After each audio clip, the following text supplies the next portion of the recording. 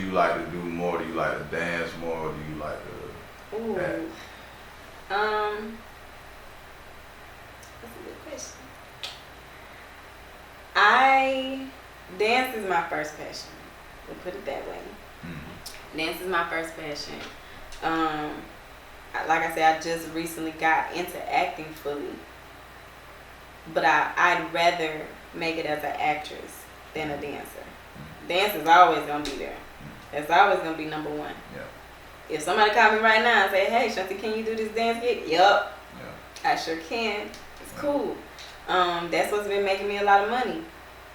But I'd rather make it as an actress, if that makes sense. I mean, I really want to act. Yeah.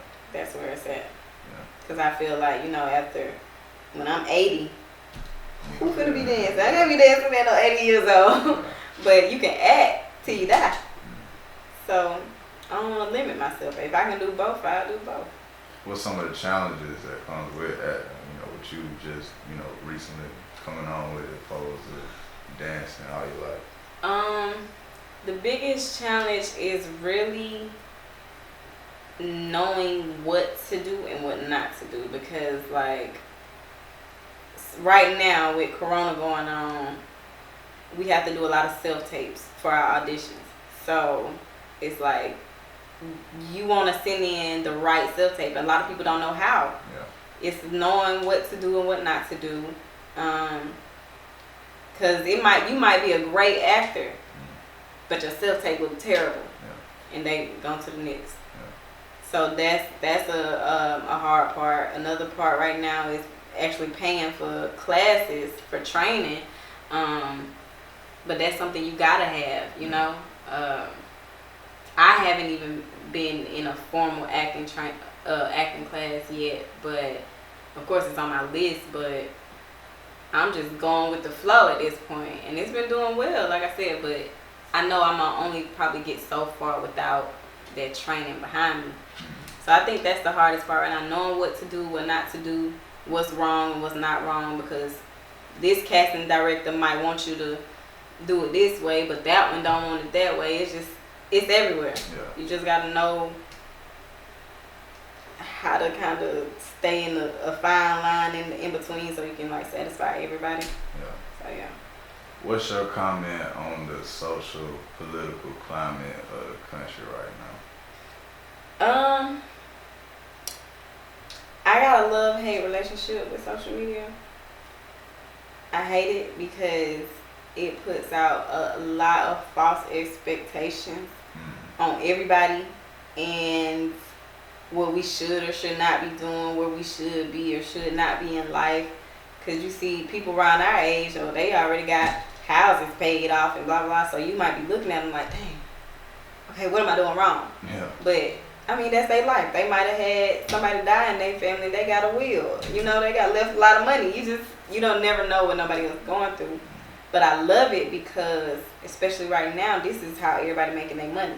Online sales. Yeah. So without social media right now, how would we really be still staying in touch with each other? We wouldn't. I mean, of course, a phone call, but you wouldn't really know what nobody got going on. You wouldn't really know about all the different, businesses and stuff. That's really what's keeping people in the know. Because, a lot of us don't watch the news. Yeah. So, you go on social media, there's your news feed right there. They telling you everything that's going on. Yeah. So, it kind of keeps you up to date. So, I got a love-hate relationship with it. Who's the greatest dancer to you all time?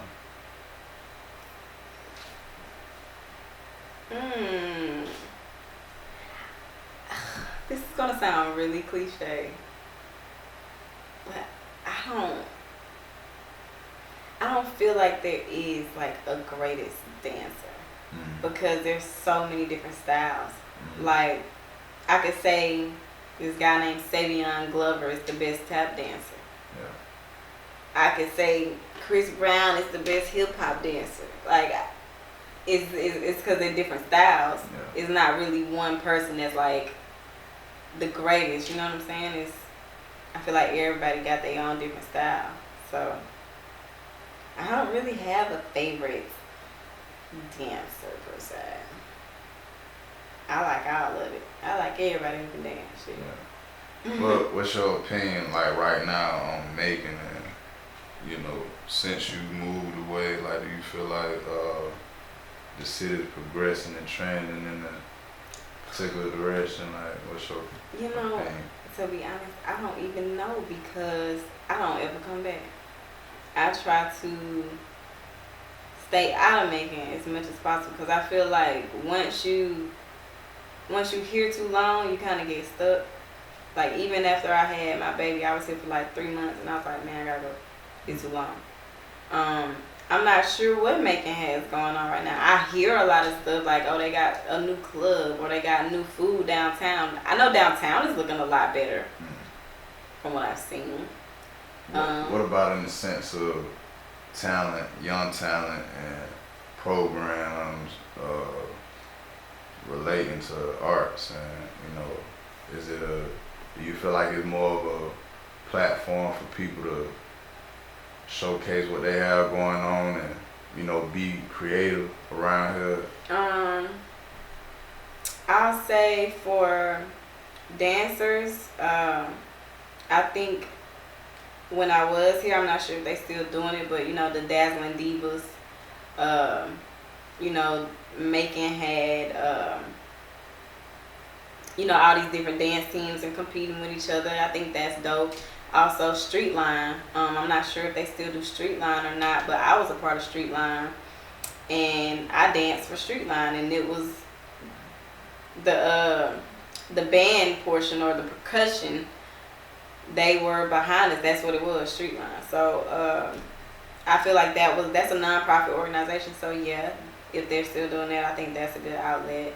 Like I said, I don't know if they're still doing the dancing thing, but I feel like Macon has the opportunities, I don't know if it's a lot for every different aspect, but I feel like there's always something out here that you can find to sign up for, to try to become a part of.